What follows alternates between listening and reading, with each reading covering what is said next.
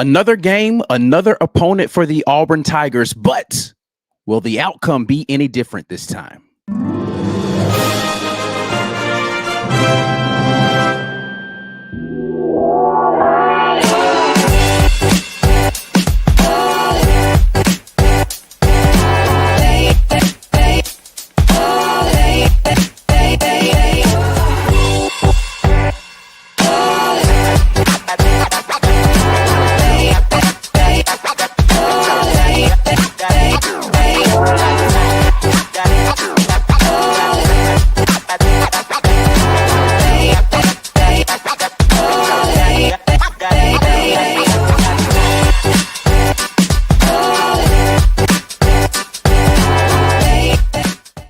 Midweek report coming at you guys, brought to you by our friends at the Rage Room. If you're in Opelika or in Birmingham, they've got two convenient locations for you.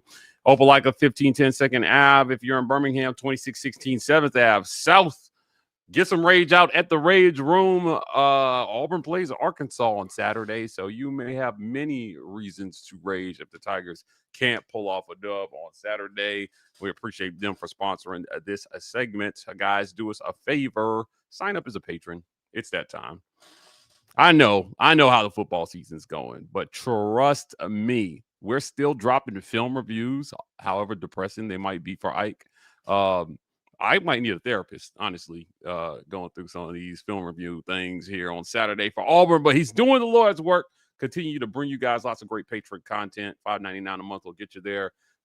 He's going to be on the road this Saturday. I will be at home, but with you guys, and we're going to have a great game day environment.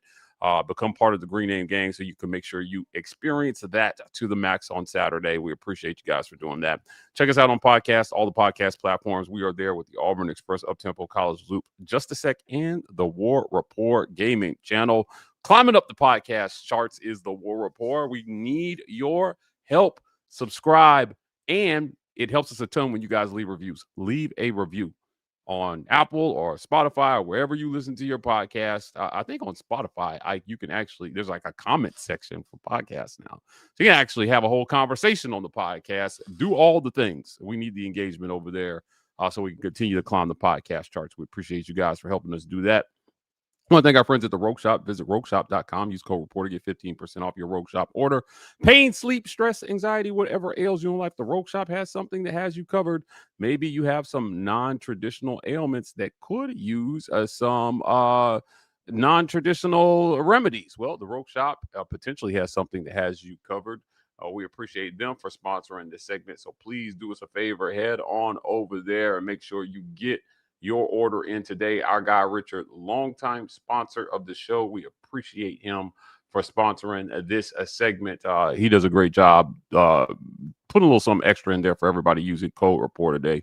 Also want to thank our friends at the Vibe Vault. You can find them at 3462 Crosswinds Road, Suite E in Phoenix City, Alabama. If you're in the Columbus, Phoenix City area and you're looking to get fresh for the weekend, the Vibe Vault has you covered. You can find them on Highway 431, right across the street from Chattahoochee Valley Community College, next to the Renfro Supermarket and the Marco's Pizza. The Vibe Vault, get fresh for the weekend with the Vibe Vault, not just barbers, lifestyle consultants. Let's jump into our show. Talking a little, I don't know what just happened right there, but we are here talking a little Auburn football once again. I love the show that starts with the deep sigh of whatever. I'm tired, man. I'm tired of getting on here and trying to talk about a team that is completely not predictable. Like, there's no reason why you shouldn't come in here as an Auburn fan and feel confident that you can march into Razorback Stadium and get a win. But yet we sit here watching a team repeatedly act as if football is not the thing that they came to school to do. From both coaching and player standpoint, you would assume that a lot of people, that was not their express purpose for being in Auburn, Alabama, was playing football. And I don't understand it. Like, literally being paid to be there and not doing it is weird to me. But here we are again, talking a little Auburn football. Auburn is playing Arkansas, 2-5 Arkansas, by the way, which Auburn is not favored against. because Auburn is 3-4, only one game better in the win-loss column. Going to Razorback Stadium in Fayetteville, Arkansas this weekend. Arkansas is favored by 2.5 points at home. The over-under is 56.5. ESPN thinks Arkansas's got a 50.7% chance of winning this game. What? The last game, Arkansas won 24-14. Auburn leads the series 20-16-1. And that's unfortunately where we are, man. We're in a place where Auburn is not favored to win against a team in Arkansas that's not very good. Yeah, they're not very good for sure. But I don't know, man. I do know. So let me say their offense is very good. Their defense has been poor the entirety of the season.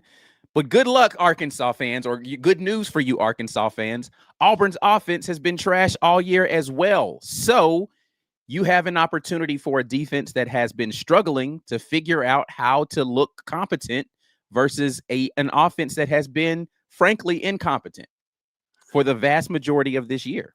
Yeah, look, this is the number one offense in the conference in total yards. Yeah. The results for them might be even more shocking than the results for Auburn.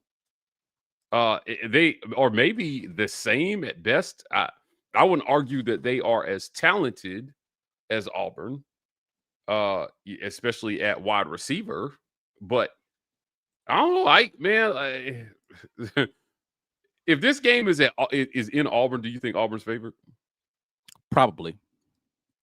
Yeah, I think this line is basically because Arkansas is at home. I mean, it's basically an even draw. So Vegas is even like, I don't know, pick somebody. Yeah, I mean, you have actual results to go off of, right? Like 513 yards per game is number one in the conference right now. Tennessee is right behind them at 511 yards per game.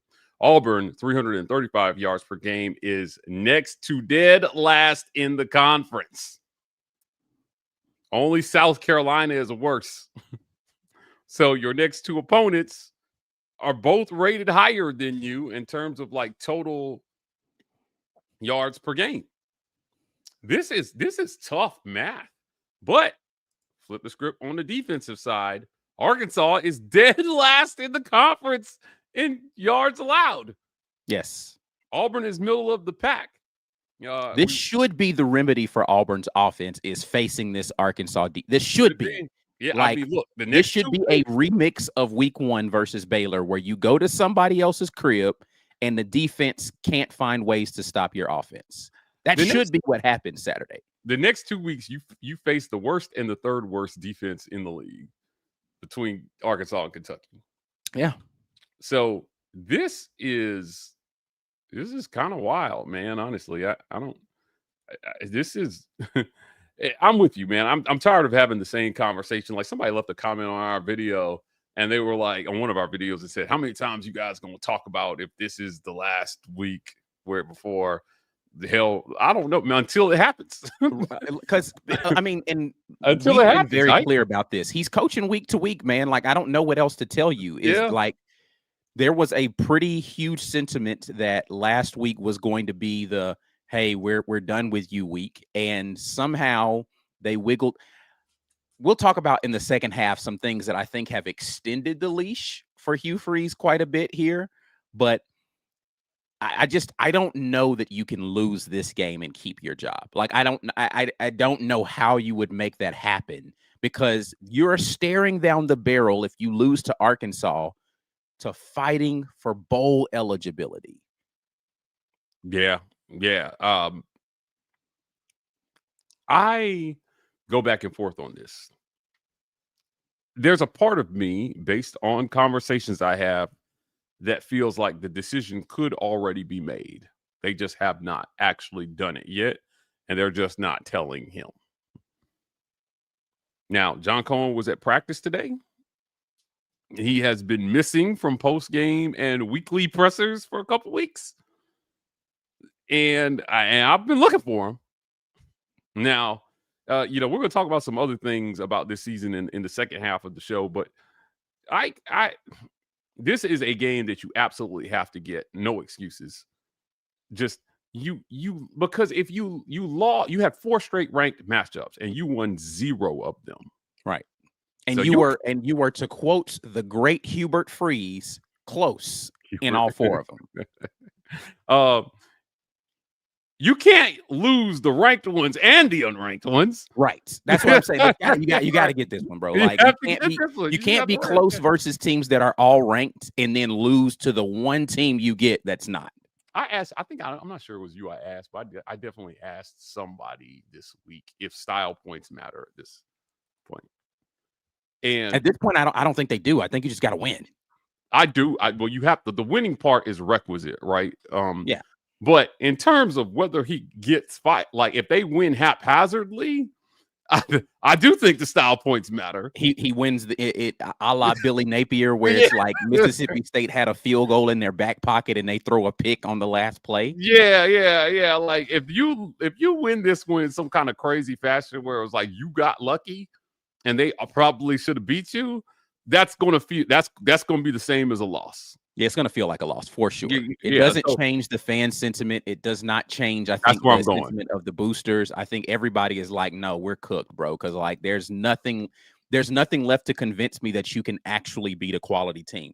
And let's be clear, that is the actual mark here. It's not winning games, it's beating quality opponents teams, because otherwise you can't compete in this conference if you can't get a quality win. And he has none. In 3 years. But that's and Arkansas doesn't qualify as a quality. No, does not. We thought Baylor was one. My ego trip, bro. I don't even know if they should be favored versus UCF next weekend. Yeah, Baylor's not the team that everybody like. Well, hold on. Let's just say this. Baylor's not the team, because I was going to say that Baylor fans tried to convince us, but a lot of people who are in Big 12 media thought Baylor was going to be a team that was going to compete for that conference, and they're not that team. Yeah, you're not that guy, pal. You're not that guy. Yeah. So, where I am left on this after many interviews this week, like private interviews, is that John Cohen needs something to work with. Yeah. Some reason to believe that this is not a terrible hire and he needs to rid himself of this stench. He needs something to go to the people he answers to with to ask for patience, because I was told by somebody I trust that Hugh Freeze's biggest supporter, who is also a booster and has influence over the process, finally after last week was like, I'm out on this. That's a bad place to be. You were losing fans week by week. Now you start to lose the money people. All that amazing NIL support dries up. Right. At the very least, John, I don't know, man. Like, everyone's complaining about moving that Baylor game, and I'm telling you, like, if Hugh Freeze is still the coach, they're going to need every single dollar to hold this roster together, because I'm having some other uncomfortable conversations about where certain players are at. Right. And if he remains the coach, despite the fact that this coach brought them in, you might be looking at an exodus of really good players to the portal. Yeah, that's where I was kind of like the thing. I think, and you and I agreed on this. You don't want to lose Coach Hugh Freeze because you don't want the stuff to fall apart that he's put together in terms of the talent. Yes. You may have gone over to the other side where keeping him may hurt you in terms of talent that you're able to keep, unless some very drastic changes happen with the staff around him, i.e., he relinquishes play calling duties and they go and get an OC that these players feel like they're going to actually have an opportunity to go win. Because I just don't know that the 5-game sample size that you have left would be enough to convince people the offense is moving in the right direction. Yeah. I agree. At this point, the process has produced results that are less than satisfactory. And the decision making to me is troubling. Again, let me tell you something. I've had a lot of conversations this week, and some of those conversations, like, yeah, looking back on Missouri game in hindsight, made like the decision to let Alex McPherson kick 3 kicks. I am never going to slander Alex based on what he's been through, but it's on his coaches, I should say, why he was out there and he should not have been. I'm telling you, based on what I was told about him and in the pregame and how he was, he should not have been out there. And the fact that they are making decisions in this vein concerns me. The totality of what Auburn football is I had another former player text me this. He said, Mike, those, I 100% guarantee you, those games, every single one of those games was lost January through July. That's when those games were lost. Yikes. You know, that's about how you train. That's about how you prepare. That's about your culture, man. So I don't want to, like, look, man, I go back and forth. As an analyst, I take the information that's given to us, and we as the War Rapport decide what we feel like it means in totality. But as a fan, I'm telling you, I'm very uneasy because I'm sitting here thinking there are 2 quality games left on this schedule: Vanderbilt and Alabama. If you want me to believe that you can win a game that matters, those are the 2 that are left. Those are your last 2 opportunities to show me you can put together a game plan against a team that matters. In a game that matters, you could still be an 8-win football team if you win out. Right. I said that to Taylor Davis, and she just started laughing like, that's not going to happen, Mike. And I'm just like, I didn't say it was going to happen, Taylor. If you're watching this. That's how the math works out, that if you win the rest of them, that's what it is. But we have long said that 8-5 should be the floor for this team in a season. We just didn't see it coming with 4 straight losses in the middle of the season. But if you get there, you hit your floor for the season, and you could theoretically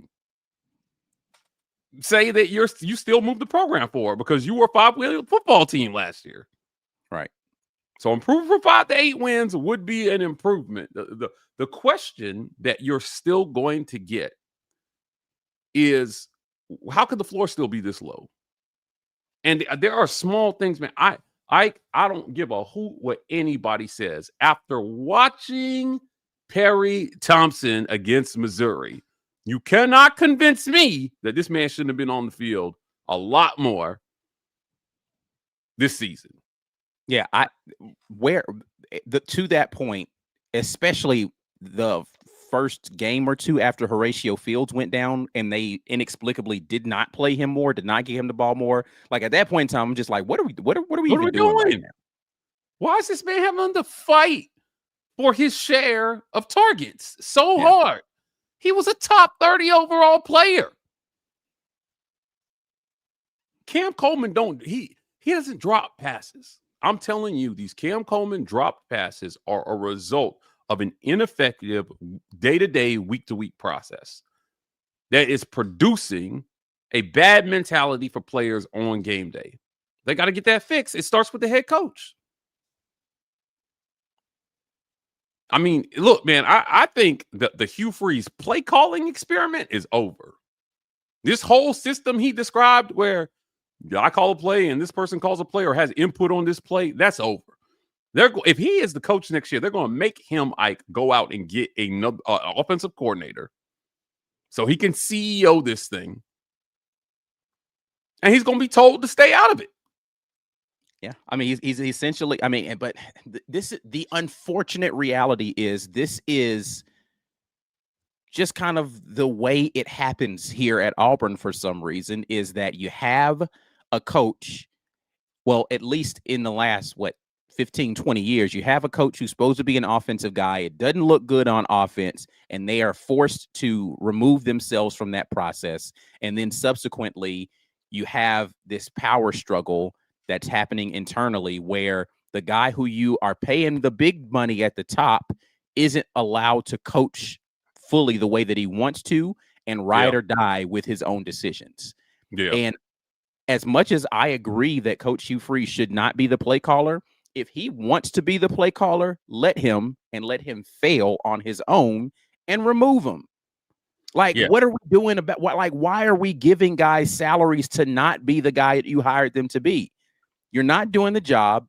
You can't do it effectively. Let's get somebody else in here who actually can. Yeah, let's not do this. Unless you just think that he is that valuable in the process of bringing in highly rated talent that he's worth keeping in that position and managing it that way. The recruiting coordinator then. Yeah.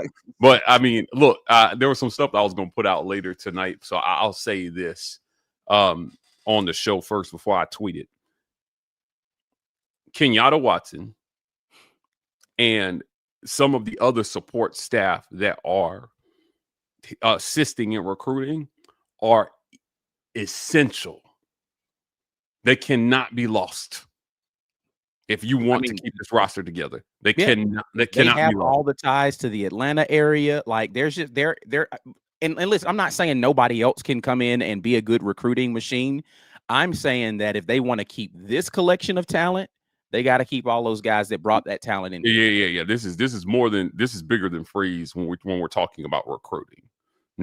So I just want to make sure that everybody understands where this conversation is coming from between you and I. I'm telling you guys right now, Ike and I we've done the interviews, we've had the conversations. We know exactly what makes this program tick from a recruiting standpoint. Those guys they can't be lost. They cannot be lost. And we'd be foolish to think that overtures aren't being made to these people to come duplicate that elsewhere. For sure. On teams that, quite frankly, are producing more offensively. So, there's got to be a plan. If you're Cohen, there's got to be a plan in place, whether you're sticking with Freeze or you're moving on. And it's got to be clear because you not only have to sell that to the powers that be, right? But you have to sell that to the players. Right. You have to sell that to the players. Defensively, easy sell. Because Durkin has his side of the ball dialed. I'm talking about they are laser beam focused defensively. Offensively, you got a lot of work to do. I'm not liking what I'm hearing about Cam Coleman at this juncture. And he's not the only one. Let's be clear. There are multiple big name guys right now, again, that if they could make that decision today, they would not be, they'd be taking the Damari Alston route. Like they would just say, hey man, now they can't redshirt, so there's no point in them doing anything like that. But they would be in the position of like, it don't matter. I'm not coming back here next year. Like I'll play through the rest of this season because I made that commitment, but Auburn's not going to be the place I play. And there's a lot that has to be done to repair that.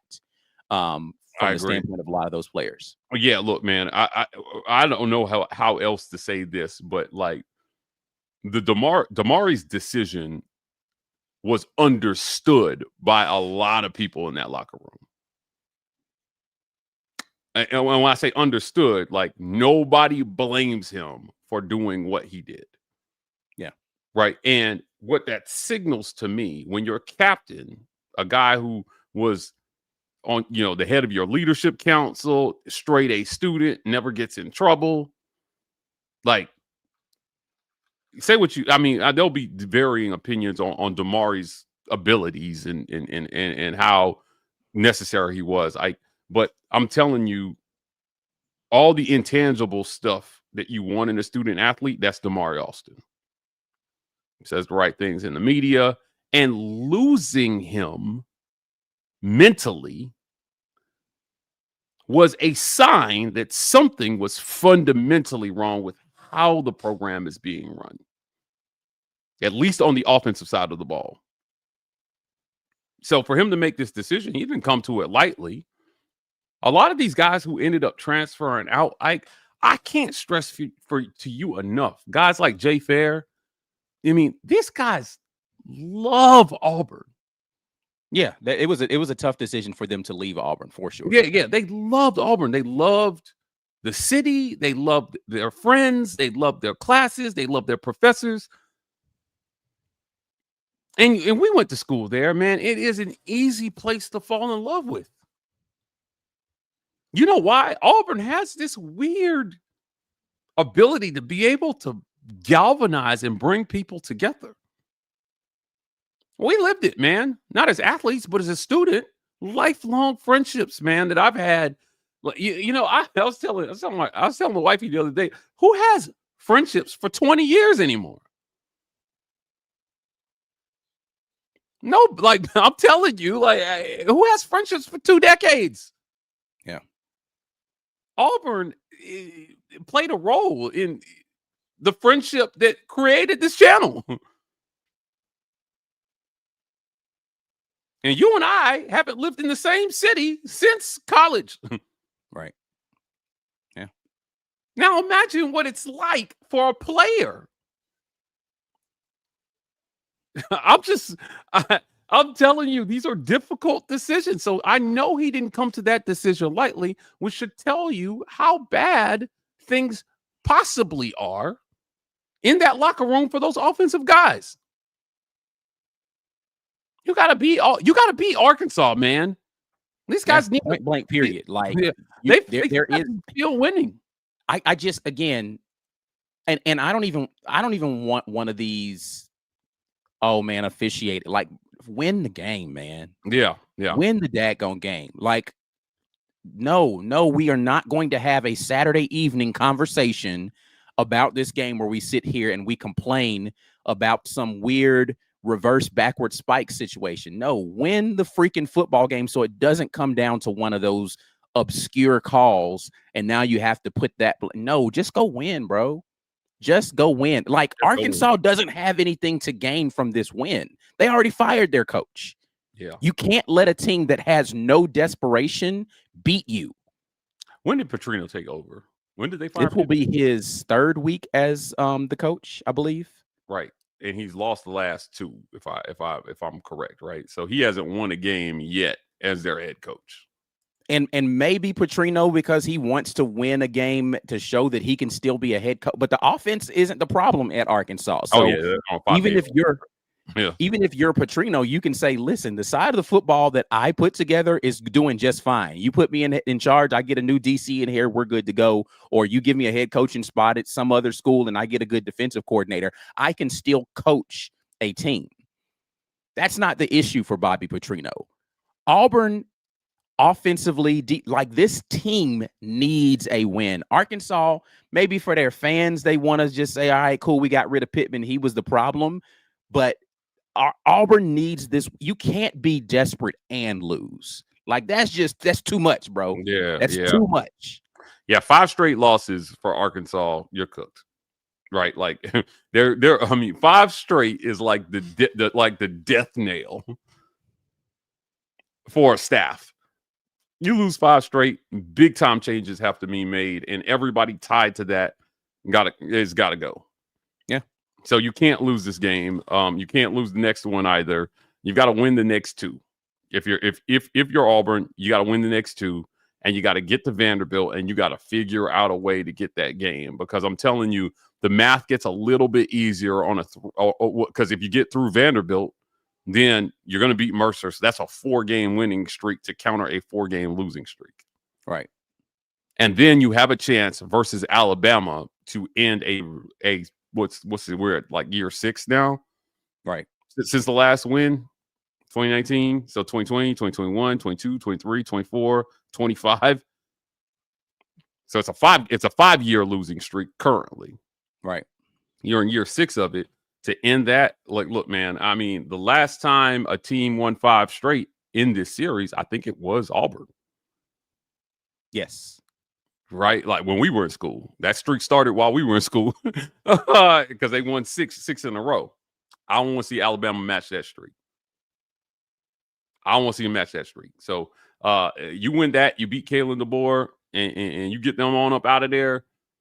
I would be willing to see this coach get a 4th year, given he can hold the roster together as well too, Ike. That's again, I think we are on the precipice of that being the bigger problem at this point in time. Yeah, is that you're not going to be able to hold the roster together. You're at a flex point right now where you can not only lose the team that you have, but you can lose future recruits and you can lose recruiting ground on anybody, because this is the conversation we had all offseason is you have to have some sort of proof of concept in order to sell to recruits. And right now you have nothing. Now, you got nothing to sell. You know what? You know what's funny is John Cohen, when I asked him about recruiting, he told me that, when we were in August, when, Auburn was like 100 and something in recruiting, and we knew that would pick up at least to some extent. But I asked him, I said, do you think any of this has to do with the results on the field? And he said no. And then he broke down the NIL for me and where he felt like the issues were. And I was like, okay. All right, John, I hear you. Well, time will tell on that one, whether you're right or wrong. We are now in the part of the process where the results on the field are absolutely going to have an effect, not only on your ability to be able to go out and get players, but to retain the ones that you have. Right. And the retention, Ike, is the bigger problem at this point, because you are already extremely talented, yet you can't get over the hump. So you can't afford to go backwards in talent and not change something. So to me, that's where, when we start talking about, like, if he stays the coach, well, yeah, you're bringing in an OC. You broke the bank to keep Durkin. So break the bank on an OC and go out and get your guy. Pay him $3 million a year. He should be the highest paid assistant in college football. Should be the Auburn OC next year. And what's crazy is that I believe the plan would have been, had Hugh Freeze been on track, that he'd be talking contract renegotiation after this year, and he'd be getting more money, because he's not being paid a ton of money right now, right? Yeah. And so he'd be in the place where you could renegotiate for a couple mil additional. So yes, you should be able to have money from what you thought you were going to spend on this contract renegotiation to go hire an offensive coordinator. But again, I don't know. I don't love that unless Hugh Freeze is bought into that. Unless he said to himself, you know what? I got my health stuff going on, the stress of this day to day. I really do want to play a lot more golf. Yeah, and I like being around these young men, and I like being able to go give the motivational speeches, and I like the recruiting stuff. But the day-to-day grind just isn't me anymore. Let me step back and be the CEO type of guy. If he's on board with that, great. But if you have to drag him kicking and screaming into that, then it's time to let him go, man. Let him go, yeah. He's 14th right now in the SEC in salary. Like, that's what I'm saying. 6.7 million per year. That ranks 36th nationally. And he has 14 and 16 in his time or whatever. Like, he's got. I don't even think he's lived up to that contract, if we're being honest. Yeah. He lives up to $6 million a year. You should bump him down to where about what Harsin was making for these results. Right. So look, they didn't pay him a ton of money out the gate. I think they paid him on the lower side of the median right now. I remember when Alabama gave Nick Saban his first big contract, it was like $7 million a year. And that was astronomical at the time. But now we've entered the phase where right now the 8th highest paid coach in the SEC, Mark Stoops, is making $9 million a year. Josh Heupel is making $9 million. Eli is making $9 million. Kiffin is making $9 million. Brian Kelly is making 10.1. DeBoer is making 10.2. Sark is making 10.8. Kirby is making 13.2. Easily, he should be the highest paid coach in the SEC. Kirby, I don't think it should be. He should have a clause that says that he should make. I remember Saban has a clause like that at one point. It said he had to make $1 more than whoever the next highest paid coach in college football was. And if you're Hugh Freeze, it's sad that we're not sitting here talking about a contract renegotiation in year 3. Yeah. Because boy, would he had like what were we 3-4 right now? So a 5-2 Auburn I think you would have a case for that. Yes, for sure. And I mean, I would be against bumping him up for only 1 year of results, but he'd at least be in a conversation. To have that conversation at the end of the season. But I sure as hell didn't want to we're talk not about there, so firing. that conversation is completely out of the window. Yeah. I just don't. I didn't think that we should be sitting here talking about his firing. Right.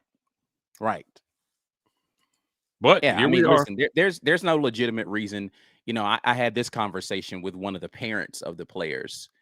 Like, there are guys in that locker room who 100% believe that this team should be undefeated right now, and that is the bigger frustration. Is they're just not. You have to think most of these young men come from programs where they were winners, and they are not used to losing. And that's part of the problem, right? Like, you've not ever been in a position where you've had to fight back from losing. And so you don't know what that feels like to pull yourself out of that. And so that contributes to the mentality of it just kind of going downhill week over week. At the same time, it's what makes those players so completely frustrated and play so tight, because they're like, we can't lose another one. And it feels like you're living and dying with every single call, every single snap. And it's hard to get over that mentally. And this is, I will borrow the phrase that, that Dustin has said a lot, and we've said over the years on this channel.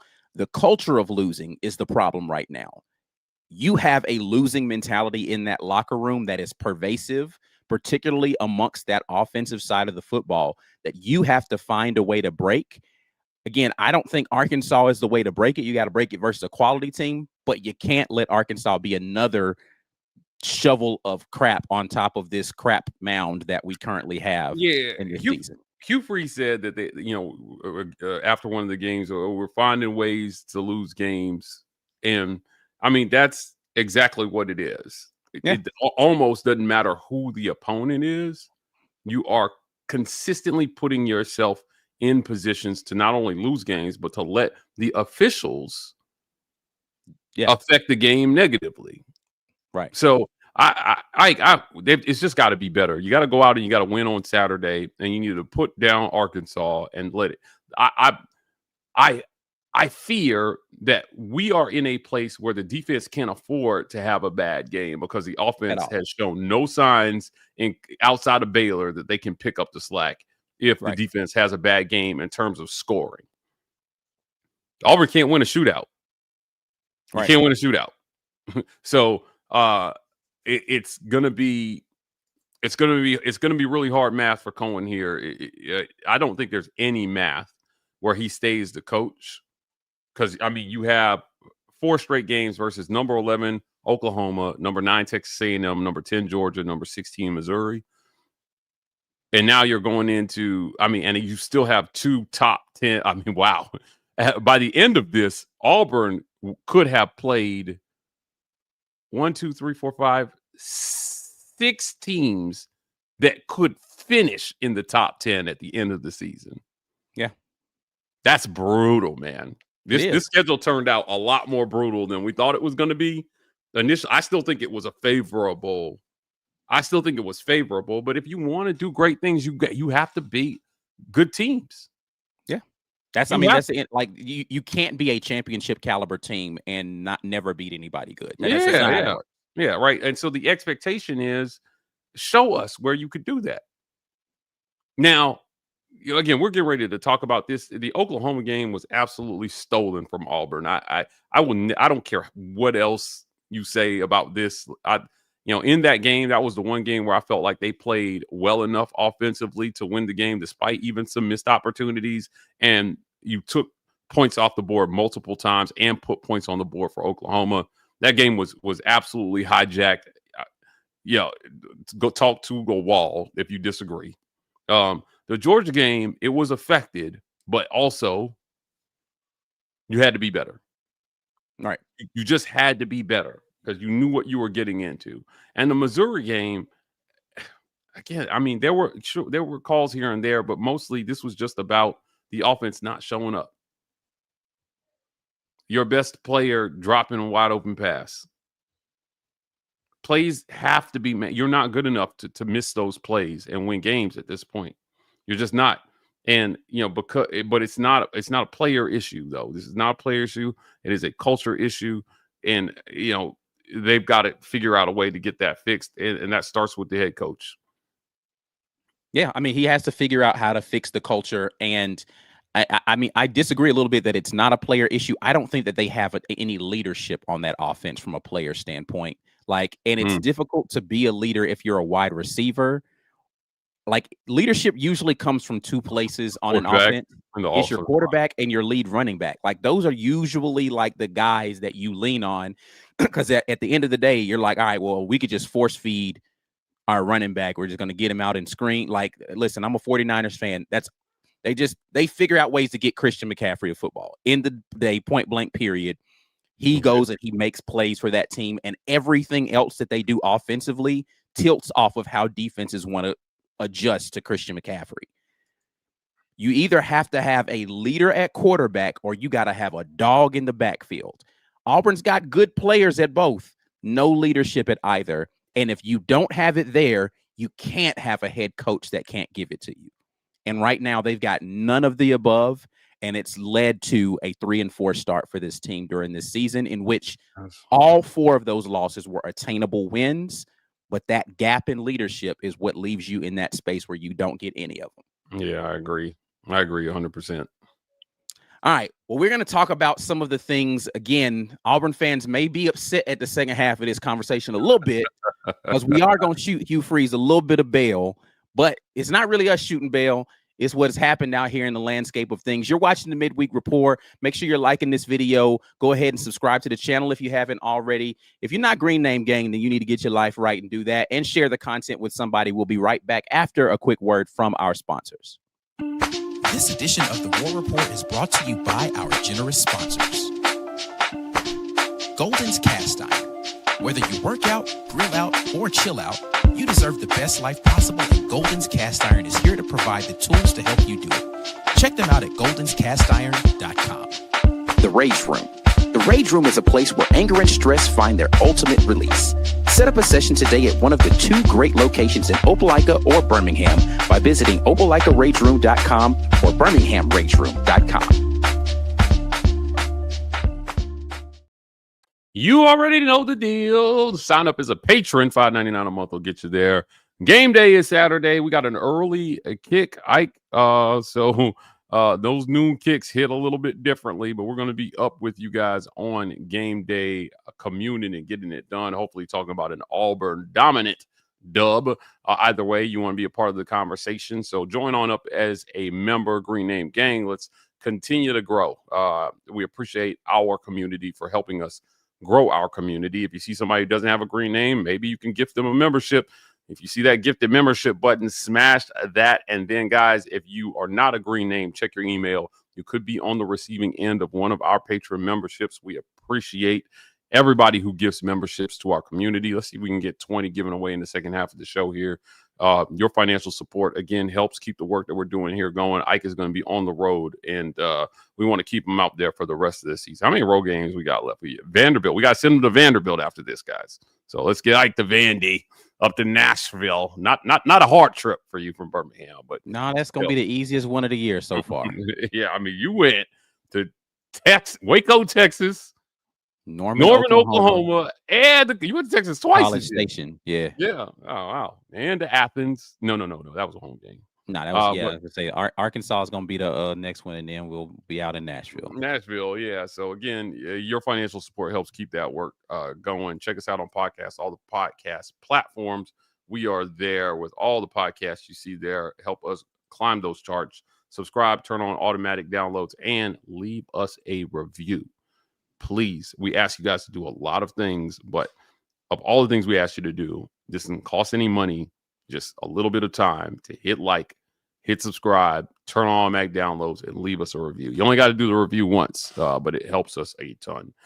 Guys, this episode of the War Rapport is brought to you in part by our friends at Abel's Iannone Moore & Associates. Many small business owners want to take care of their employees, but don't know where to start. There are various retirement plans that fit almost any budget. Offering something your competitors don't builds loyalty.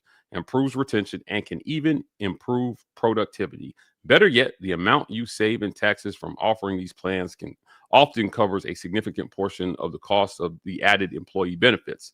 This is where Abel's Iannone Moore and Associates comes in. They'll walk you through your options and select a structure that's best for you now, but more importantly, they work with you and help transition you to other plans if and when they make more sense. Call AIMA at 912-777-4128 or scan the QR code on the screen or visit AIMAinc.com to schedule your complimentary business retirement review today.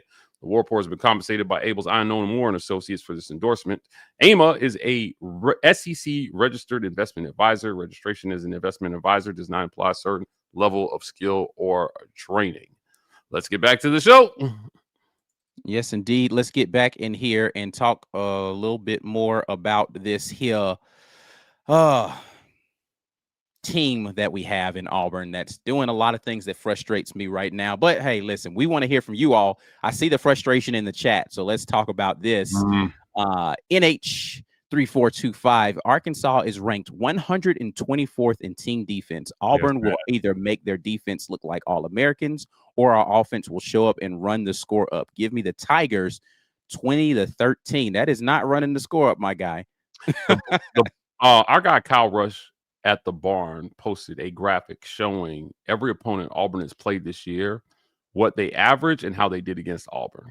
The defense has consistently held every single team under their averages this year, well under their averages here. Yep. Significantly under their averages this year. So while this is one of the best offenses in the country, they are not good defensively. And so if the defense follows suit and holds them under their averages of everything, it is really just, can you score 24 points? And give That's all you needed to win so far. Yeah, right. They ain't give them up more than 24 points to any opponent this year. So you just got to get it done. That is the bottom line here. Get this done. Go out and kick their butts. Anthony Long says, listening to the beginning of the show, it feels like hope is gone. If Durkin was leading the team, would there be hope? The question I have had when people have asked me this question is, who calls plays in that scenario? That's a great question. Nobody on this staff has any play calling experience. I don't know that the offense suddenly improves just because you have a different play caller, because you don't have an opportunity to go to someone who has just this different philosophy that they're going to come in and implement that they've been waiting to do, but Hugh Freeze has been holding them back. It depends on what you believe, right? If you believe that Hugh Freeze has been the primary play caller and he's not taking much input there, then maybe Derek Nix does have a different philosophy that could help you. It's possible. Right? I'm not saying, right. But that would be my only question: is who's the play caller in that scenario, and does that play calling actually improve how the offense works? Because the offense, though it has not been great, play calling to me it still isn't the biggest issue, right? I think game prep is probably a bigger issue than the actual play calling.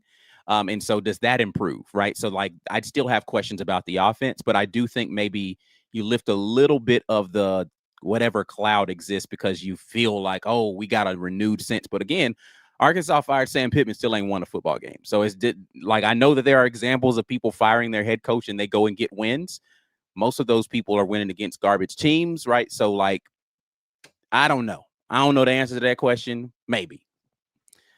Riggers, but again, I'm not saying that Hugh Freeze deserves to still be here because you can't answer that question. That is not the argument I'm making. Fair enough. Rigger Spoon, what does Hugh have in common with Earl Brown, Carl Voiles, Boozer Pitts, and Brian Harsin?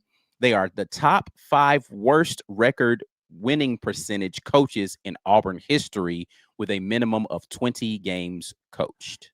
Yeah, I said this. I've said this a couple shows in a row here. No Auburn coach has lost 5 games straight and gone on to coach Auburn much longer after that. So this is a critical game here. The last coach to lose 5 games in a row was Brian Harsin in 2021, and they got him out of there before he could get on his next 5-game losing streak. Yeah. Exclusive TV. Instead of being close, start closing out games. That'd be nice. That would be nice. Dwayne says Auburn should win. No excuses. 4 and 5 stars everywhere. I agree. There's no excuse for not winning this football game, man. Yeah, plenty of talent. None whatsoever. Yeah. Anthony Long, Auburn was close when we were winning 8 games. Coach Hugh Freeze's definition of close is different than Auburn's. At or below 500 is not close at all. Exclusive TV back in here. I bet Cohen's boss is on his ass. That's why he has been MIA. Yeah. Listen, I think John Cohen at this point in time has to be, he is basically one of those things where he's building 2 file folders. One is what the future looks like with Coach Hugh Freeze, and how do we get a roster retention and ramp up in recruiting conversation happening with Coach Hugh Freeze as the leader. And what do I do if I fire Coach Hugh Freeze, and who are my top guys that we're going to go and put pressure on immediately as guys that are going to be replacements for him? I think he is in the mode where he's got to be thinking about both of those things concurrently. He's already taken a bunch of heat for the Hugh Freeze hire. He's taken a bunch of heat for how he handled the Bruce Pearl retirement and subsequently just handing the job over to his son. There are people who don't think that that was a popular decision. He is trying to figure out, he's fighting for his life right now, and Hugh is not throwing him no bail. And so he's out here working his butt off just to make sure he can keep the programs afloat. Darius Lee, growing up watching Auburn was fun. Now I know how it feels to be Kentucky and old Vandy fans. Ouch. War Dank Eagle, I think the decision has already been made, and they're just trying to figure out who takes over offensive play calling. Confidence in Nix. I mean, that's something we just talked about a minute ago. I don't know what Derek Nix would be as a play caller, so I don't know how to have confidence in what I don't know. Your mic is muted. You know, I'm going back and forth over this about whether the decision has been made or not. And there are varying opinions on this. But there's a lot to consider here, I'm telling you, because when you fire a coach, years. It's a domino, man. Of recruiting progress you could undo with this decision and have to start from scratch.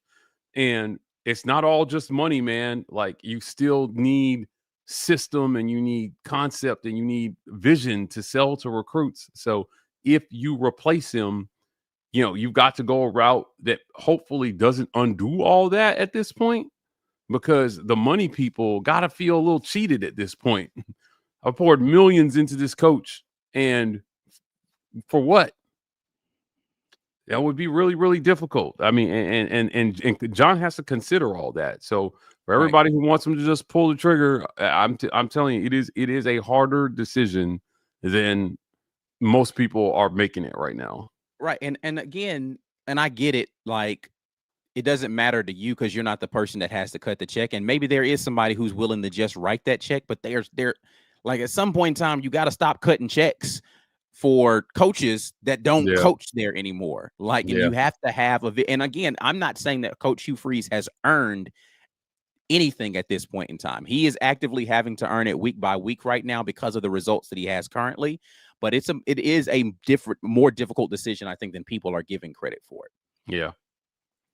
Gus Malzahn says NH offense averaged 32 points from 2013 to 2020. Between 2 coaches of 2021 to 2025, Auburn has averaged 26 points. I remember when historically Auburn scored nearly every possession in the old days. Listen, it's a new day and age in college football, and I don't even know. Anyway, I don't even want to get. We're where we are right now. We just got to be better. If Auburn beats Vandy or Bama, do we really want Coach Hugh Freeze back next year? Hell no, because we will be having the same conversation next year. Anthony Long's like, it don't matter unless there is a noticeable and tangible change to how they do things. And that's what I'm talking about, right? Like, so after the Baylor game, people were praising Hugh Freeze for sticking with the run and, fighting his inner demons to pass when you don't need to. And they thought maybe that marked that marked some change in him and how he does things, right? Like, so this decision to keep him at this point, if he doesn't make a change, and that's why I kept asking him week after week, like, what's up, man? How are you guys going to do this differently? That's going to lead to a different result on Saturdays. What do you change at this point, if not personnel? It's got to be process. But your process isn't working. You can't keep telling us it's close. So you got unlucky in a few games, sure. But the biggest thing that they could change right now is play callers and how they call plays, and just, but he doesn't have anybody on his staff currently that I feel like would have the clout to say, this is my offense, you stay out of it. And from what I understand, that was the big issue Philip Montgomery had. Right. Hugh Freeze won't stay out of his offense. Yep. Philip Montgomery would have been the guy who was a seasoned enough play caller to just be like, yo, I got this, leave it alone. He wants to jump in there. And again, that's why I say I don't know that you can keep him, because I don't know that he will ever be the guy to just say, all right, I give up. Yeah, like I want to be here in Auburn. I want to be the head coach. I want to be over this program, and it's not working my way. I relent. I don't know that he's willing to do that, and so I don't know how you keep him there, because he's not going to change who he is fundamentally. Yeah. Exclusive TV. I find it ironic that the Florida AD got rid of Billy Napier for being involved in play calling, so that should tell Hugh, put that damn play sheet down and let a competent OC that knows what he's doing. Simple. Yeah, but the guy, but we don't know that guy exists to your point, we don't know that guy exists on this staff right now. So you got to find a way to get through the end of the year, and then hopefully get a guy in here who qualifies as a competent OC. If it's Derek Nix, unfortunately, the way you've run this thing, we don't know. Have no idea. So make that change between now and the end, because you had 2 years and 7 games. Give somebody else a shot. Yeah. Exclusive jumps back in. On top of all this, recruiting hasn't been popping either. So if players leave, we most definitely will be in deeper crap, because we're relying on the portal. This is the new college football. Now, you've heard me say this before, with salary caps and NIL and all this stuff, player retention is the name of the game now. Go out and find a top 10 recruiting class and keep those guys on campus 3 years. Like, don't have them running out the door the year they're draft eligible or to other teams. Right. Auburn spent a lot of money keeping this roster together in the offseason. It was not cheap. And I mean, there is not an unlimited bucket of money to go out and continue to get those players, no matter what fans think. Yep. Exclusive TV again, 200 plus on stream, only 51 likes. Everybody hit that like button. Since he sent this at 7:30, that number's up to 77 likes. So y'all still got some work to do on that like button. Thank you so much in advance for the other 180 so people who have not done that. Coach Hugh Freeze could win out, and I'd still want him fired. Anthony Long is done. He doesn't have the work ethic that needs to get Auburn back to glory. So here's the thing. Work ethic is a difficult thing for me to say that a person does or does not have. Sometimes it's a matter of you don't know the right things to do in your for instance. Yeah. Right. Like, because I can go to the gym and I know people who do this, who are constantly at the gym and don't look like they work out. Activity and effort thrown in the wrong direction do not produce winning results. Yeah, I don't want to tell. It's not how that works. So if for a very long time you've had a process that is broken, repeating a broken process does not improve your result. Working harder at doing the wrong thing doesn't give you better results. Correct. Yeah. And so I don't know that it's a work. I get all of he played too much golf during the off season. He could have played the exact same amount of golf and been more organized, and they would not be in this issue, right? Yeah. It's about the process, okay, not about the effort. To an extent, because if you have a process that's not working, all that extra time that you're playing golf, you need to be finding a process that does work. That's the thing you have to learn. It's wrong. Yeah. Right. Or it's worked all along, and you're just like, well, this is how I always have done it. It's like, but it ain't working no more. Yeah, like we need something new. Yeah, you have to admit that it's not working. Right. You're a guy who gyms all the time. Like at some point in time, you hit a place where, like, the thing that you're doing over and over again, like it just takes you to a certain peak, and you've got to change your process in order to break through to the next place. It's you can't. It worked for this to get them first 10 pounds off, but if you want them extra 5, you got to do something a little different. Yeah, look, I mean, in workout terms, right? Like you go into what we call maintenance, where I'm as good as I want to be, and this is all I need to do to maintain my current physique. But if I want to keep going, then I have to do this with my diet, and I got to do all this extra stuff. And so, like, Hugh, you don't got the physique you want yet. so you got to keep changing it up to get there. And as you get older, unfortunately, there's a lot more that you have to do in order to maintain the physique that you once had. Like you said, those diet changes become mandatory now because your body don't process the stuff the same. Yeah, He's going through that in his career where it's like, I have to change something in order to get the results I used to get 10 years ago, or it's going to start to go and regress the other direction. It just will. Yeah, that's right. Exclusive TV. I'm also tired of we're not getting calls talk at the end of the day. Play ball. I've seen Gus ran teams play through it and stop crying and play ball. Yeah, I mean, like I said, at the end of the day, you just got to get dubs at this point in time. Not getting calls. Who cares? People don't get calls all the time. Now, to be fair, these have been some very huge game-changing calls. Yeah. But you still had opportunities to win in spite of that. Damian Prentice, whoever cursed Auburn years ago, we are so sorry. There are a lot of theories on what has brought the curse upon Auburn out there, but it is definitely not fun. Anthony Long back and says, when Harsin was fired, who was on that staff had play calling experience? From what I remember, Cadillac and the offensive line coach got together and got it done. Wait. Now remember, this was a big thing. I almost brought it up in the other question. They didn't know where to go, and then Eric Kiesau somehow ended up taking over play calling, and the reports were he didn't want it. Well, they just put him in there, and it was a disaster. So. Yeah, like I mean, they wanted to go out and get the one guy, and who was it? The guy, what was the guy? I think he was at Arizona State. Yeah, they were closing the deal for him to come in, and something happened.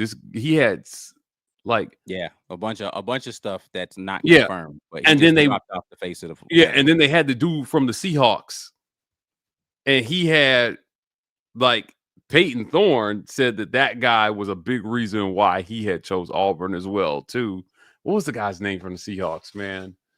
Yeah, I don't remember anything. Help me out. Help me out. But it was when all that fell apart and they didn't have a guy, and it ended up being Kiesau. It was like, ooh, he was like plan G. Yeah. No, that's my initial. No, he was like plan H. Man, it was H for Harsin. It was plan H. Yeah, right. Yeah. He wasn't G. He definitely wasn't G. So Anthony, I'm not saying don't fire him because you don't have somebody. You ask a question about will it get better? I said I don't know because I don't know where they go after that. So it's not a question of whether they should or should not do it. I'm not saying that. I'm saying I don't know how to answer that question for you because of what you're just saying. They'd have to figure that out, and I can't predict what an outcome would be based upon something I have no record of. So I don't know. Austin Davis. Austin Davis was one of those guys. Yes. 9-time champion Chuck Jerlo. I don't even know who this is. Jerloman named interim baseball coach at Florida today. He's an Auburn guy, played shortstop when we were on the Plains 2002 to 2004. Oh, interesting. Okay. I don't even know who that is. I wasn't into baseball like that then. Yeah, it was a classmate apparently. To clarify the previous comment, says NH, in an ideal world, the offense runs the score up realistically 20-17 because I don't think we can run the score up. Fair. Rigger jumps back in. Arkansas average points scored is 41.6. The defense has kept opposing teams O's down 12 points versus the average. We need 30 to surpass. Don't know if we can do that. I look, I don't know if they holding this offense under 30 is definitely an accomplishment. For sure. Holding them under 20 would be a super accomplishment. Taylor Green, I think, is like the third best passer in terms of yards in the country right now. He's up there. He's definitely out there playing ball this year. Yeah, he's up there in terms of passing. It's just, I mean, their results based on what they're doing, like record-wise, very, very odd, man. It's odd that they're at where they're at right now. So, no, I lied on Taylor Green. He's the 12th best passer in terms of yards right now. But, like, I don't know, man. It's an odd result. I mean, I would say the same about Baylor, right? Sawyer Robertson is number 1 in the country in yards thrown so far this year. Look at them. You just got to go get this win, man. You've got to go get this. Arkansas wasn't supposed to be this scary. And record-wise, they're not. They may not, but they're a much better team than their record suggests. Jonathan Boyson says, would Brian Hartline as head coach keep offensive players? He's the reason OSU has been wide receiver U lately, and Day isn't going anywhere if he wants to be an OC. Sure, I think that might inspire some enthusiasm, but again, has he ever been an offensive coordinator? I don't think people realize how difficult it is to be an offensive coordinator. Like, it is. I've said this over and over again. Offensive coordinator is more art than anything else. Like, you have to know, like, having the call on the call sheet doesn't matter if you don't know when to call it. If you don't have a feel for, like, this is the right time to call this play. Intuition, yeah. Yeah, certain people have it and certain people don't, man. That's the reason, like, it's not just having a system. Building the system is actually the easier part. You can collaborate with people. You can go and watch. I can watch a ton of film and tell you how to put together a blocking strategy for X, Y, and Z. Teaching the details and the specifics and the intricacies of that is one thing. And then knowing when to call certain plays because you've got a feel for how it's happening. And that's art, man. And certain people just do it. So I don't know. He might inspire some people, but I don't know how good an OC he would actually be because I don't know if he's ever done it. Yeah. Chris says, I don't understand how Freeze keeps doing the same things. He's going to get better. No, it's not.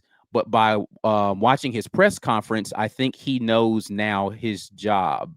I think you're saying that basically he knows his job is on the line. Yeah.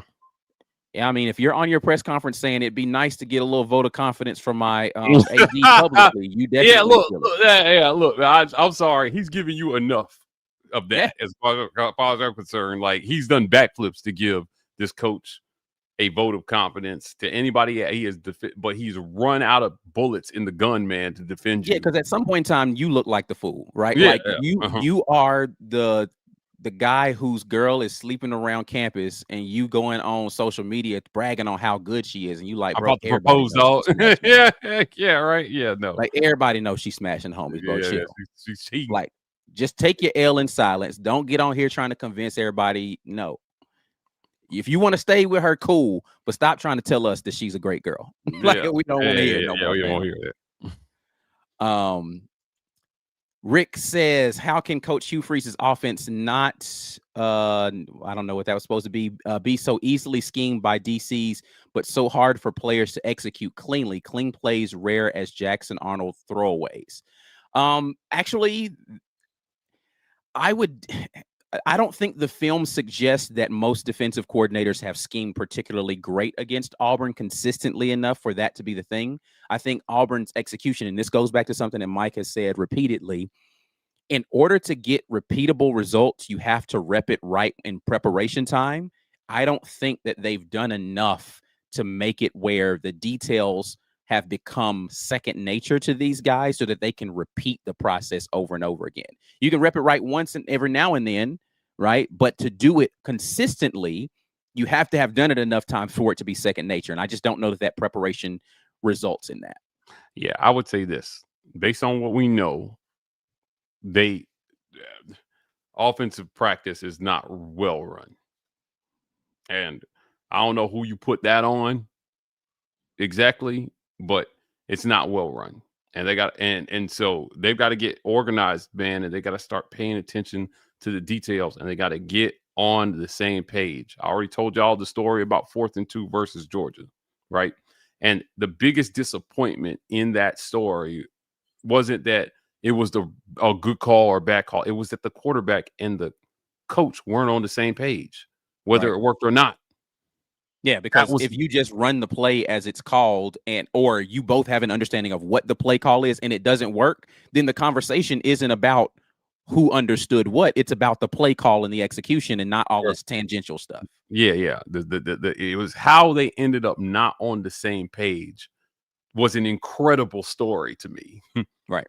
About the process and how they do things not being conducive to good communication, or and just to make sure that for those who didn't hear the story, the way that 4th and 2 versus Georgia went down, according to somebody who's very, very close to it, a play was noticed by the quarterback on Thursday on the call sheet that wasn't on the call sheet earlier in the week, and they never practiced it. Quarterback raises the issue to the offensive assistants actually in the meeting. Head coach was not there. Said, "Hey guys, what is this? I just wasn't on the sheet. I don't think this is going to work." And then started going through hypotheticals based on his film study of Georgia. They said, "These are great points. We're going to take it to coach." Coach never gets back to him. And then on 4th and 2, when the game is practically on the line, he calls the play. And there is confusion. Jarquez is confused at the mesh. All these things are going on. And like I said, you can argue whether it was a good or bad play, but it was doomed because they weren't on the same page. And how they ended up there was about how they handle things during the week. That was wild, man. I heard his story, I was infuriated. And I just thought to myself, I was like, first of all, why wasn't he there? Secondly, it just, wow. I don't know, man. So they got to get on the same page. So, right. And I wonder how much of that is going on with Jackson. I would argue probably not as much. Not as much, probably. Yeah. I don't think that, and this is not a disrespectful thing for me to say, because I think a lot of great things about Jackson Arnold. I don't know that he's nearly as cerebral as Peyton Thorne. Peyton Thorne was, yeah. Okay, that's fair. Right. So I don't know that he's thinking through, oh, what if this and what if this? It's pretty much like what Coach said, blah, blah, blah. I think he's having enough time trying to process the stuff that's already in front of him to start coloring outside the lines. So that's 100% fair.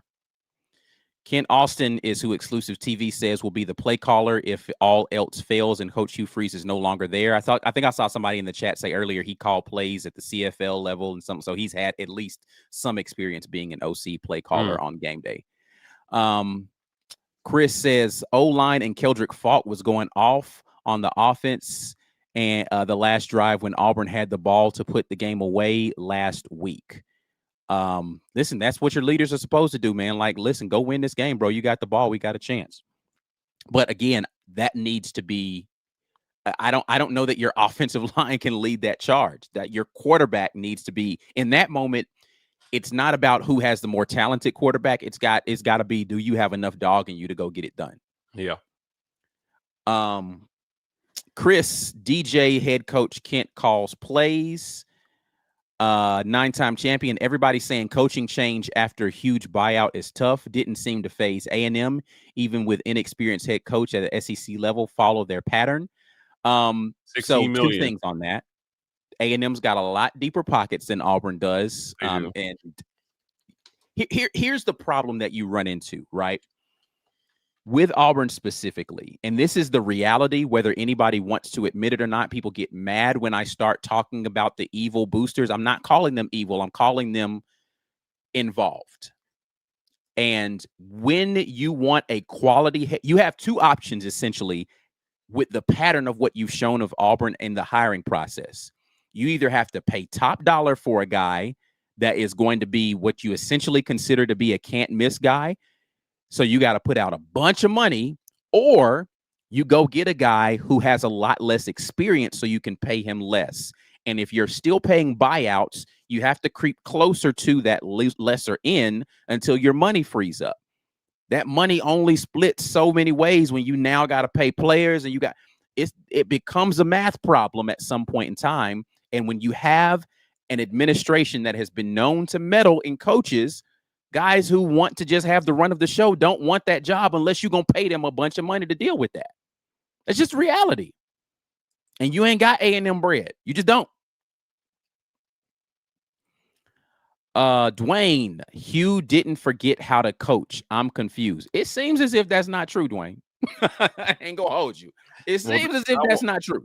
Well, also the game has changed. The game is changing, and the ability to be able to adapt in real time is why Saban lasted so long. Winning, not just lasted, like he was thriving. But somewhere around like 2013, 2014, when he was getting his butt kicked by the likes of OCs like Gus and Urban Meyer, he said, you know what? We got to change. And he went out and he hired Lane Kiffin. And he just understood 3 yards in the cloud of dust football isn't going to get it done anymore. Those early Alabama teams were built on still really good skill players like Julio Jones, but game managers at quarterback, tough running back play, but championship level defense. Right. Somewhere in there, the game switched, and they just understood, like, look, you're going to give up points. You're going to give up points to the better teams, and you better be able to score at the rate that they do or else. Right. He got it, right? So where is Hugh going to evolve? That is the question. What is the evolution of Hugh Freeze going to look like if he's going to continue to be the guy? NH Back says, seen Birmingham Bowl projections for Auburn versus UAB. Bro, number one, if UAB becomes bowl eligible, then good for them. But I'd be mad at this. Well, yeah. I don't. The opponent, yes, but if we're gonna go to the toilet bowl, then it might as well be in Birmingham, so I can come see y'all, have a place to stay. I'm not mad at the Birmingham Bowl. I'm talking about, like, if UAB turns their season around to become bowl eligible and Auburn just barely makes a bowl game, and that's what we're doing, bro. Like, man, let that man go. Yeah, that's gonna be tough. Jonathan Boyson, I mean, head coach Hartline is OSU's current OC. He was a wide receiver coach before OC, but still hire an OC and let him be the head coach. He is the OC, but I don't know. I don't know enough about Ohio State to know whether or not he's the guy calling plays for them this season. So I still don't know the answer as to whether or not that he would be someone that would inspire recruits to want to stay around. And is he going to be a head coach play caller? Is he going to hire a new OC? I don't know because I've never seen Brian Hartline as a head coach. So I literally have no clue what he would be like in that seat to have any confidence in what he would do in running a program. But maybe he would inspire some people because of what he has as a pedigree as a recruiter, particularly for what, like you said, the wide receivers, and putting together that stable of receivers that they've had up there at Ohio State. Ohio State spent a lot of bread for those receivers too, though. Like, let's not forget that he's a great coordinator, and they got deep pockets too. So yeah, it's a lot of stuff in this equation. A couple more chats here. They're still coming in. Rhino Ranchero, I guess Coach Hugh Freeze was serious when he said the goal this year was to make a bowl game. So brutal. We have so much talent. I want him fired so badly. Again, he never said that was the goal. He said that certainly we should. Like he was saying that is the floor is Auburn making a bowl game. He didn't say that that was like what we're striving to do. I think that was taken a little bit out of context, but that's fine. I understand how that got there. Yeah. Brad Browning, attrition is about to the nail in the coffin for Hugh Freeze. Yeah, he can't lose players at this point. Or yeah, I mean that's the only thing you had to hang your hat on was the talent, the level of talent on the roster. So you can't lose players at this point. It's funny. The 5-star safety that they got, Braylon Womack, he was quoted as saying, "You've got to score more than 20 points to compete, and we've done that 0 times in SEC play. It doesn't look like it's going to change. Nothing's changing." Yeah, he's fresh. Like, again, he ain't even here yet, and he's frustrated. He committed, and he's like, bro, so you're telling me I got to go play Superman every Saturday in order for us to win games? Yeah. Like, that ain't fun. He went on to say, we're just not making plays offensively in the big moments. We're taking sacks after sacks after sacks. The defense has got to stop leaving the game up to the offense. Yikes. Yikes, man. Those are scathing remarks for one of your highest rated recruits right now. Yep. But it's the reality of where we are, and he'd be a fool not to see that and say to himself, is that what I really want to get myself involved in? Yes. Y'all, you sold me on how good you are defensively. Great. Show me I'm not going to have to go out there and be perfect as a defensive player in order for us to be a championship caliber team. Yeah. What are y'all doing over there on that other side? This is why I think style points matter. When if he's going to remain the coach and you beat Arkansas, because if you win a low scoring game where the defense has to score for you, and like it's not going to fill anybody with any confidence that you can get it done, and against the worst defense in the league and one of the worst in all of the FBS, you can't get it done. Ike, that is a systemic issue. They don't have dogs on defense. Right. Everybody's running it up on them. You have to too. If you don't, that's a perfect example of why there's going to need to be some major change. Even if he stays the head coach, there are changes coming to that offensive staff. Big time changes. Yep. Chris, super chat. What about Kenny Dillingham at Arizona State as the OC? Listen, we can rattle off a billion names of who would potentially be a good OC. I don't know. Dillingham is the head coach. I don't know why he would come here to be the OC. Yeah. I think you'd have a better chance of going and getting somebody who is a head coach at a smaller school, paying him more money than what that school is paying him as head coach to come be an OC than you would another P4 head coach to come be OC. Mentioned the OC at Georgia Tech as a possibility, and there was another name. Like, oh God, just fell out of my head. That someone very close to the program said, "Hey, this would be." I mean, they're already. This is a discussion that's being had already. Like, they're trying to find ways that if they stick with Freeze, they can keep him on. So and deliver some sort of change that you can sell to recruits. It's a difficult sell job at this point in time, because again, so this is why this becomes a difficult conversation, right? Because let's say you decide you are going to do that. There is an absolute domino effect that happens then with your offense. Do you bring in an offensive coordinator, and then who do you get rid of on the offensive staff? Do you let him hire a completely new staff, or is he stuck with guys that are there in the position rooms to be able to run his offense when they don't know his offense? Yeah, reallocate, man. Like, if you got to move some things around, they've given them more on-field positions. Hire an offensive coordinator, and then if there's one person you got to get rid of, right? I think Derek Nix was functioning as running backs coach and offensive coordinator, right? So yes. He's just a running backs coach, and you go get offensive coordinator. Right, but then you only have so many on-field staff positions that you can have. But again, you lose what they would consider the continuity at that point in time, because you've got a guy who runs an offense that's not the offense all these guys know. So like now you got to reteach the offense to the coaches and then somehow teach it to the players. Sure. I think that it becomes a cascading effect of, all right, we got to get this dude out of here, this dude out of here. Or you find somebody with similar offensive philosophy, and they try to do, and then let him call the plays, because as you noted, play calling is it's a skill that it has a lot of intuition to it. Yeah. So it's not as if big plays aren't there for Auburn.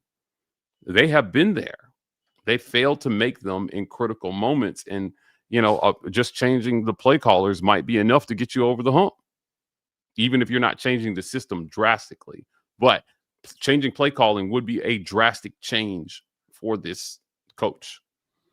So, I don't think at this time, I just don't think that's optional, because changing play callers is not optional. Like, even if they won out, right? We've seen how bad it can get versus decent to good to great competition. You haven't proven you can get it done, so you don't get the privilege of doing it yourself anymore, man. We're 3 years into this, bro. We got to move on to something else. And honestly, and again, I will say this again, and I hope this does not sound like I'm trying to blame this completely on him, but I don't think the management of the quarterback position has been very good at all in these 3 years. It hasn't been. And forget what you think about the player for a minute. Just listen to what Mike G is saying about the way that it's being managed. I don't care what you think about the player. If you're managing that position poorly, your offense is doomed from the beginning. Yeah. And you have to be able to know the strengths and weaknesses of that player and know how to call plays that put them in the most advantageous positions. And every year for 3 years, we have been 6-7 games into the season and hear about them stripping things away from the playbook. You should be adding things to your playbook at this point in the season. That is poor management. It's not just down-to-down play calls that's poor. You are managing this offense poorly, and it starts how you're managing their most important position, whether that is off-season regiment, whether that is game week prep, or whether that is play-to-play understanding of what works versus this defense for this guy. It's just not been good, man. Yeah. It hasn't. And there's no two ways. And until you fix that, your offense is going to be crap. Did you see that Deuce deleted all his Auburn stuff off of his Instagram? I did not. I don't pay attention to that, but I did see people talking about it. Yes. Yeah. I tell you, that's not nothing. Right. So at the very least, he's somewhat unhappy. With how things are going. And his frustration is compounded by the fact that they're losing games. Right. And at the end of the day, that's the only remedy is winning. Like, nobody cares about any of this other. Go win football games to give people confidence that you can now go from barely winning games and losing a couple of them close to actually building on. Like, at this point in time, what do you have to build on? Nothing. You're losing. Yeah. Yeah, man. You can stomach it not being pretty if you're winning. Yeah. Well, yeah, Auburn, from a quarterback perspective, is on the edge of disaster. Yeah. Right now. They are 100% on the edge of disaster with who they have and who they could lose and, where everything is at. So, even if they win out, like, so much damage has been done, Ike, that there's a lot of work to do here in the offseason to getting this thing back to a place where it's healthy again. They've got to do more than just win at this point. Like, winning is the biggest thing for sure, but like, so much damage has been done to the trust. Right. That's the word I was about to say. You've damaged in a trust. lot of places. Right. This is why Damari, I think, is part of why he chose the red shirt. I no longer trust these people with what little eligibility I have left. So while people may view this as quitting, I can't afford to burn another year of college football worried about people categorizing what I'm doing as quitting. Because So I no here's longer the thing. trust this staff. It is quitting, right? But there is a selfish quit and there is a self-preservation quit, right? Yeah. Okay. Yep. And yes, he quit. But listen, I've walked out of situations where it was like, look, I can't do this anymore. So yeah, I quit that situation, but it was for my ultimate benefit. And y'all will be fine without me. I know that. And I get, but I can't be in this space anymore because this isn't healthy for me. And at some point in time, as a young man who has aspirations beyond Auburn University in football, he has to make that sort of decision and say, this is no longer beneficial for me and my future. And I can't be mad at him for making that decision. Yeah. I can't. And again, forget what my personal feelings are for Damari, because I do think he's a really good young man. I've spoken with him many times. Like, throw all of that out of the window. It's not a bad decision for anyone to say, this isn't healthy for me anymore, and I got to find something else that's going to work for me. 100% fair. And so all I'm saying is that how we got here is that you made the decisions that you made, that it's led to a lot of losing, and the losing is because of a poorly managed process that, as I said, has been characterized by former multiple players as, hey, Mike, they're losing these games from January to July offensively. Everything has to be looked at, and we keep asking him, what are you going to do differently that's going to produce? Why should anybody believe it's going to be a different result? And trust me, bro, is no longer an acceptable answer, because that's essentially what he's been saying. It's going to be different. Trust me, bro. We're close. No. Yeah. And again, that's what goes back to the trust. I don't have that anymore. Yeah. Trust has been destroyed, and he's asked for trust repeatedly. When people said, hey, why should we look past the things that you've done in the past, right, to accept you as coach? Give me an opportunity to earn your trust. As far as I know, he hasn't done anything worthy of questioning that part. But trust starts with wins, man, and dubs, for the fan base. And it just hasn't been there. So, like, your whole process has to be called into question. Understood and agreed. Rick Cazenave, sounds like they need a drill instructor, not an OC. Listen, discipline is something that works for football players. So if a drill instructor is necessary, then do it. Yeah. JD says, War Damn Eagle, 50-year fan, but dang, man, thank you, men, for your hard work. Appreciate you, JD. Thank you for being a member and doing all the great things to help support us. Chris says, okay, so who fired Freeze? Who's fired? Freeze or Kent or Derek Nick? So do you think changing QB will help? Because either coach knows what I think you meant neither coach knows what to do with the QB. We've seen that for 3 years.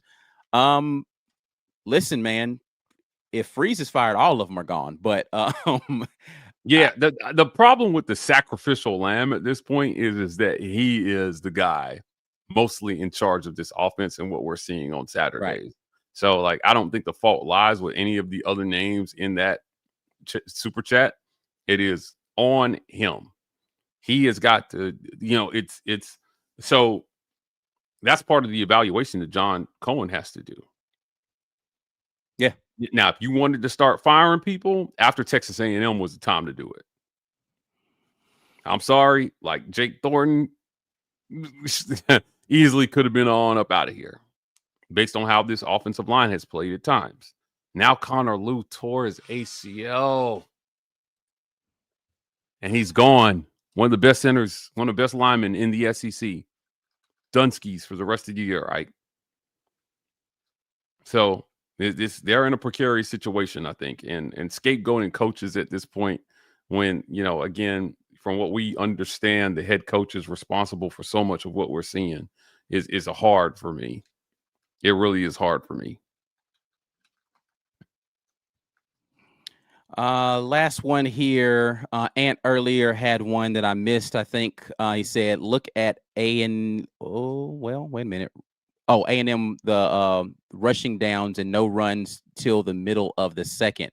Talking about the play calling for how they were using the running backs and kind of how that damaged the just the thought process that you know what you're doing with the running back position, right? Like that's something that was in question going into this year with how you used one of the best running backs in the SEC. And now you're in this position where it seems as if you don't really know what to do with running backs. And so like, that's going to damage your ability to recruit those guys into your offense in the future for sure.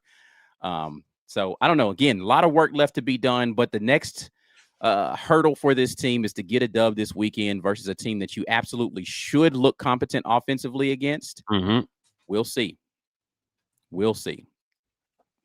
Much more conversation left to be had, Mike. We didn't even get into the whole official conversation, but y'all had the Supers going for 45 minutes straight. Yeah, but we got the Auburn Express to get that stuff out later in the week. We can definitely dive into that. But tell the people other ways that they can support what's going on here with the War Rapport. Yeah, I want to thank our title sponsor, the Rage Room. If you're in the Opelika or Birmingham areas, you know the deal. 1510 2nd Ave in Opelika, 2616 7th Ave South in Birmingham. Guys, go on, hit them up. Hopefully you don't want to break a lot of stuff after Saturday, but as we discussed for 90 minutes tonight, you may have reasons to rage. Just don't do it in an unproductive way. We are civilized. We're Auburn fans. We're not Bama fans. Go to the Rage Room. Get your rage out. Bust a windshield. Break a car seat. Something. They got it all there. Sign up as a member. $5.99 a month will get you there. Your financial support helps keep the work that we're doing here going. Ike is on the road this weekend to Fayetteville. So we want to keep him traveling. He's got one more stop after this. Sign up as a member, be a part of one of the greatest game day experiences on the interwebs, man. And we have a lot of fun on game day. Hopefully we're celebrating a little bit after Saturday, beating a bad Arkansas defense. Follow us on podcast. We are climbing the podcast charts. We appreciate you guys for helping us out there. Sign up, turn on automatic downloads, and leave a review. I know we ask you guys to do a lot of things, but please leave us a review on podcast. It helps us a ton. Check out our merch store at thewarreport.com where you can find all our written work as well, too. Lots of great merchandise there for you guys. I see you guys sporting this stuff out in the wild. We appreciate you guys for supporting our business in this way as well. Last but certainly not least, want to thank our friends at Sky Tobacco and Vape. Ever run out of vape juice at 10 p.m., I can think, well, guess I'm suffering. Nah, not with Sky Tobacco and Vape around. These folks got more locations than the Waffle House, Columbus, Phoenix City. They're everywhere, whether you're on the throughway, the bypass, or just lost with bad directions. The Sky Tobacco and Vape is probably about 10 feet away. They've got vapes, tobacco, and deals so good you'll swear they misprinted the price tags. Sky Tobacco and Vape, good vibes, great deals, and zero judgment if you walk in wearing your jammy jams. And before you guys get out of here, make sure you do the stuff necessary. Share the video. Get somebody else involved in the conversation. We love to see those comments after the videos, whether we agree with you or not. Doesn't matter. Leave your comments. But again, be respectful in the comments.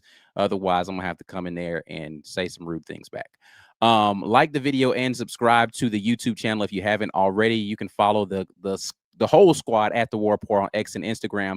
TW Reports to TikTok. Back at you guys with more Auburn Express content later on this week. Game day content coming early in the morning on Saturday as Auburn takes on Arkansas. We will see you there for all of that. Until then, and as always, War Eagle, we're out. Peace.